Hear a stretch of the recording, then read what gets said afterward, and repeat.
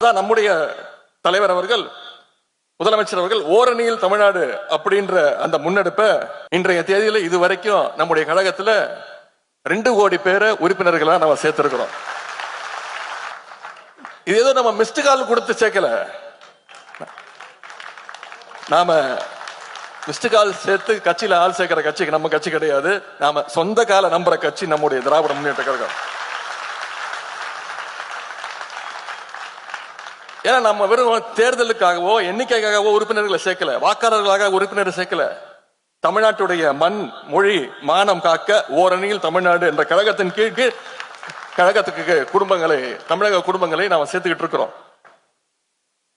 இது புரியாம திரு எடப்பாடி பழனிசாமி அவர்கள் எல்லா இடத்துலயும் போய் பேசிட்டு இருக்கிறாரு. பார்த்திருப்பீங்க, ஒரு பஸ்ல சுத்திட்டு இருக்கிறாரு.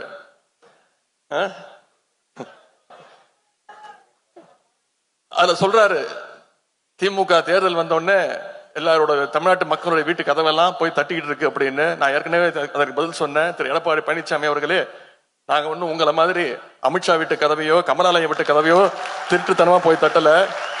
எங்க தமிழ்நாட்டு மக்களுக்கு செஞ்சிருக்கக்கூடிய திட்டங்களோட உரிமையோட போய் ஒவ்வொரு உறுப்பினர்களையும் ஒவ்வொரு வாக்காளர்களையும் தைரியமா போய் சந்திச்சுட்டு இருக்கிறோம். உங்களால சந்திக்க முடியுமா?